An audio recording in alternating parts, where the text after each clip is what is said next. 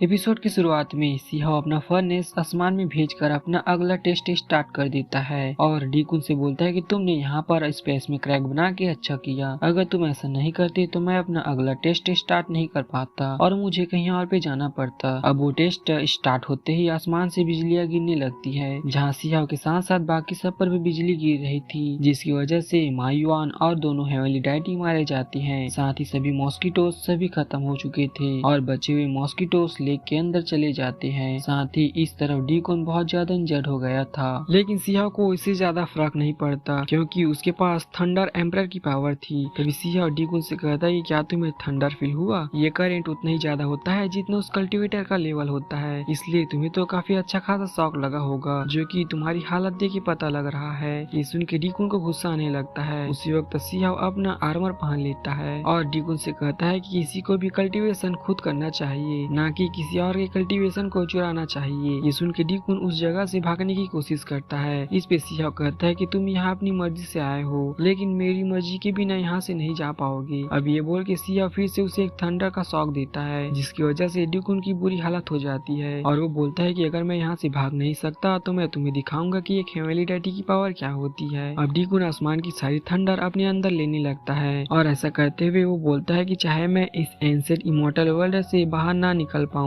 लेकिन मेरा नाम सदियों तक जाना जाएगा। अब वो ये बोल के सिहाओ की तरफ चला जाता है ताकि वो खुद को ब्लास्ट करके सिहाओ को मार सके, पर उसे नहीं पता था कि सिहाओ को ठंडा से ज्यादा कुछ नहीं होता। तभी सिहाओ उसके अटैक से बच के उस पे अपनी स्वार से स्लैश अटैक करके उससे कहता है कि तुम्हें अभी भी समझ नहीं आया असल में कल्टीवेशन का मतलब क्या होता है और क्यों तुम्हारे सेक्टर के लोगों ने तुम्हें यहाँ अकेला छोड़ दिया था। ये सुन के डीकुन को समझ आता है कि हो सकता है कि उसके सेक्टर के लोग उसे यहाँ अकेला छोड़ के ट्रेनिंग दे रहे हो ताकि वो बिना उनकी मदद के और ज्यादा स्ट्रांग बन सके। पर अब ये समझने के लिए बहुत ज्यादा देर हो गई थी क्योंकि इतनी बुरी हालत होने की वजह से डीकुन की मौत हो जाती है। जहाँ उसके मरने के बाद सिहाओ उससे बोलता है कि अगर तुम रीइंकार्नेट हुए तो उसमें तुम सही तरीके से कल्टीवेट करने की कोशिश करना। इस तरफ वो मोटा लड़का वहाँ पे पहुंच जाता है और सिहाओ को जिंदा देख के काफी ज्यादा खुश हो जाता है। दूसरी तरफ सिहाओ के ऊपर लगातार बिजली गिरने लगती है, जिसे देख के आसपास से खड़ी कल्टीवेटर बोलने लगती है कि ये असली में ह्यूमन है भी या नहीं, क्योंकि इतनी थंडर कौन ही सह सकता है। इस तरफ सिहाओ सोच रहा था कि क्यों अभी तक थर्ड इमोर्टल ऑरा एक्टिवेट नहीं हुआ। उसी वक्त उन सबको कुछ आवाज सुनाई देती है। तभी आसमान से एक थंडर ड्रैगन बाहर आता है और सिहाओ पर अटैक करता है, लेकिन सिहाओ उससे बचते हुए उस पर अपनी स्वार से अटैक करता है और उसे बीच में से काट के खत्म कर देता है और सोचता है कि उसने तो इस ड्रैगन को भी मार दिया, फिर भी थर्ड इमोर्टल ऑरा एक्टिवेट नहीं हुआ। उसी वक्त उसे थंडर अटैक लगता है, जिसकी वजह से सिहाओ जमीन पे आके गिरता है और बोलता है कि मेरा ध्यान भटक गया था, पर अब मैं रेडी हूँ, चलो दोबारा स्टार्ट करते हैं। उसी वक्त आसमान से स्काई पिलर स्वॉर्ड बाहर आने लगती है और सिहाओ को जमीन के अंदर धंसाने लगती है, लेकिन सिहाओ अपनी पूरी ताकत लगा के उसे ऊपर उठाने लगता है। जहाँ ऐसा करते हुए वो बोलने लगता है कि ये टेस्ट मेरी फिजिकल ट्रेनिंग टेस्ट के लिए है, लेकिन मुझे इससे कोई फर्क नहीं पड़ता, मैं आराम से इसे उठा सकता हूँ। अब सिहाओ उसे उठा के आसमान की तरफ ले जाता है, जहाँ दोनों तरफ से ग्रेविटी के कारण वो स्वॉर्ड टूट जाती है। जहाँ अब सिहाओ सोच रहा था कि अब भी थर्ड इमोर्टल और एक्टिवेट क्यों नहीं हुआ, लगता है ये टेस्ट अभी खत्म नहीं हुआ। उसी वक्त आसमान से चैन आके सिहाओ को पकड़ लेती है, जिससे सिहाओ छूट नहीं पा रहा था। अब आसमान से एक वेपन आता है जिसे लोग देख के बोल रहे थे कि इस वेपन से तो सोल तक डैमेज हो जाती है। अब वो वेपन धीरे धीरे उसकी तरफ आने लगती है। अब वो वेपन सिहाओ पर हमला कर देता है, जिसकी वजह से सिहाओ के शरीर में बहुत सारे बड़े क्रैक्स बन जाते हैं और वो बहुत तेजी से नीचे गिरने लगता है। ये देख के मोटा लड़का बोलता है कि ऐसा कैसा हो सकता है, मेरे मास्टर ने तो प्रिडिक्ट किया था कि सिहाओ को कुछ नहीं होगा और वो यहाँ नहीं मरेगा, पर ये अब क्या हो रहा है। इधर सिहाओ नीचे गिरते हुए अपने मन में बोलने लगता है कि लगता है ब्रेक थ्रू करने के लिए मुझे लाइफ एंड डेथ सिचुएशन में जाना ही पड़ेगा। उसी वक्त सिहाओ फिर से थर्ड इमोर्टल और एक्टिवेट करने की कोशिश करता है, जबकि अब की बार थर्ड इमोर्टल और भी एक्टिवेट हो जाता है, जिसके बाद तीनों इमोर्टल और मिल के सिहाओ की बॉडी को हील कर देती है। ये देख के नीचे खड़े सारे कल्टीवेटर्स चौंक जाते हैं। तभी हम देखते हैं कि सिहाओ अब ट्रू रियल में लेवल के अर्ली स्टेज पर पहुंच गया था। अब सिहाओ आसमान से थंडर और ऑब्जर्व करने लगता है। इधर वहाँ खड़े कल्टीवेटर बोलने लगते हैं कि वो वेपन लगने के बाद तो इसे मर जाना चाहिए था,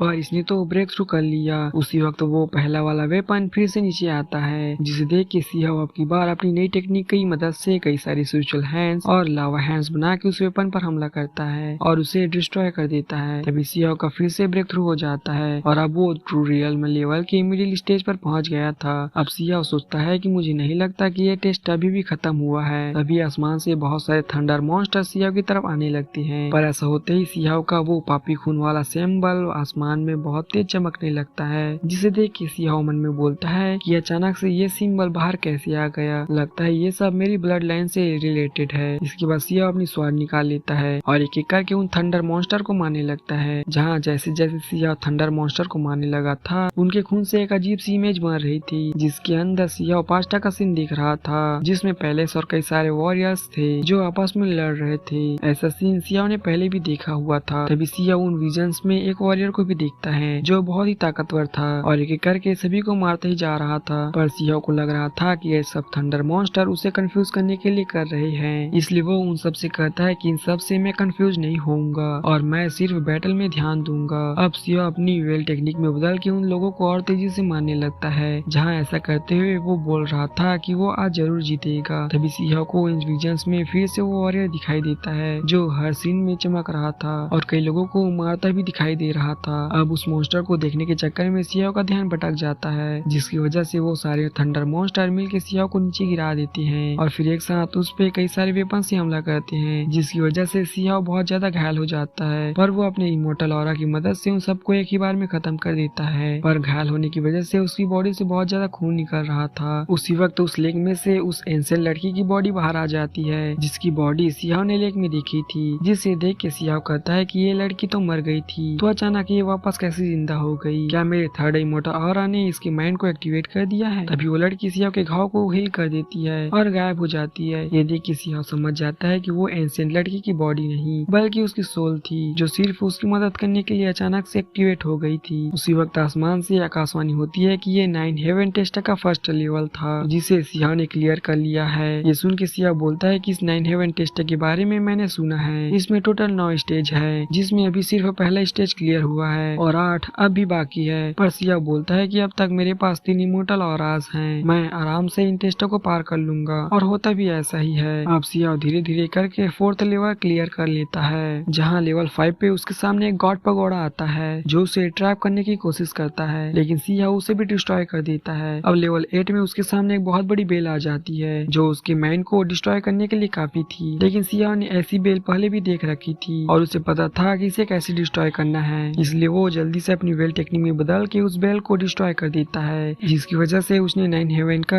8 लेवल भी क्लियर कर लिया था। पर 9 स्टेज एक्टिवेट नहीं हो रहा था, जिसे देख के सियाओ बोलता है कि क्या 9 स्टेज एक्टिवेट होने में समय लगेगा या फिर वो एक्टिवेट ही नहीं होगा। अब सियाओ अपनी सोल को बाहर निकाल के डार्क प्रिजन के अंदर चला जाता है, क्योंकि पिछली बार जब वो ब्रेक थ्रू कर रहा था तो अचानक से उसकी सोल डार्क प्रिजन में चली गई थी, इसलिए सियाओ को लग रहा था कि हो सकता है कि वो डार्क प्रिजन में जाके ये पता लगा सके कि क्यों 9 स्टेज एक्टिवेट नहीं हो रहा। अब डार्क प्रिजन में पहुंचते ही उसे वहाँ का एनवायरनमेंट कैद करने की कोशिश करता है, जिसे देख के सियाओ बोलता है कि मैं यहाँ से पहले भी बाहर निकल चुका हूँ, तो मुझे यहाँ से दोबारा बाहर निकलने में बिल्कुल भी प्रॉब्लम नहीं होगी। तभी अचानक से वहाँ का एनवायरनमेंट सियाओ को कैद करने में कामयाब हो जाता है, जिसे देख के सियाओ बोलता है कि पिछली बार मुझे इस प्रिजन से निकलने के लिए पूरी एनर्जी की जरूरत पड़ी थी, लेकिन अब की बार ऐसा नहीं होगा। अब सियाओ अपने एक ही अटैक से उस प्रिजन को तोड़ के आजाद हो जाता है, जिसके बाद सियाओ अपनी स्पेशल आई की मदद से आसपास देखने लगता है ताकि उसे 9 हेवन के बारे में पता चल सके, लेकिन उसे बाकी कुछ तो पता नहीं चलता और वो देखता है कि पास में कुछ एंशिएंट बीस्ट आपस में लड़ रहे हैं। तभी सियाओ का ध्यान दूसरी तरफ होने की वजह से डार्क प्रिजन का एनवायरनमेंट फिर से उसे पकड़ने की कोशिश करता है और एक टेंटिकल सियाओ को पकड़ने में कामयाब हो जाता है, लेकिन सियाओ अपनी स्वॉर्ड की मदद से उस टेंटिकल को काट के आजाद हो जाता है। उसी वक्त एक व्हाइट टाइगर की सोल उसके सामने आ जाती है, लेकिन सियाओ उसे जान से मार देता है। तभी जो बीस्ट दूर लड़ रहे थे वो लड़ते लड़ते उसके पास आ जाते हैं, क्योंकि वो सारे बीस्ट एक अजीब से बीस्ट से भाग रहे थे जो सभी बीस्ट की सोल को एक एक करके मार दे रहा था। तो उस बीस्टो को देख के सियाओ बोलता है कि ये बीस्ट इतना अजीब कैसे है, ऐसा बीस्ट मैंने आज तक नहीं देखा जो सभी बीस्टों को तेजी से मार सके। उसी वक्त वो बीस्ट एक और बीस्टो को मार देता है, जिसकी वजह से अचानक से उसकी बॉडी में हलचल होने लगती है और उसकी बॉडी मॉडिफाइड होने लगती है। तो ये सब देख के सियाओ उस बीस्टो को अपनी स्पेशल आई की मदद से देखता है और उसे पता चलता है कि ये कोई बीस्ट नहीं बल्कि एक मॉन्स्टर है जो कि बाकी बीस्ट की सोल को एब्जॉर्ब करके अपनी नई बॉडी बना रहा है। अब वो बीस्ट सियाओ को वहाँ देख लेता है और उसे पकड़ने के लिए आगे बढ़ता है। इधर बाहर आसपास से कल्टिवेटर सब देखते हैं कि सियाओ की बॉडी वहाँ पर है और उसकी सोल वहाँ पे नहीं है, तो वो लोग समझ जाते हैं कि सियाओ अब उन्हें कुछ नहीं कर पाएगा, इसलिए ये सही समय है सियाओ की बॉडी को कैप्चर करने का।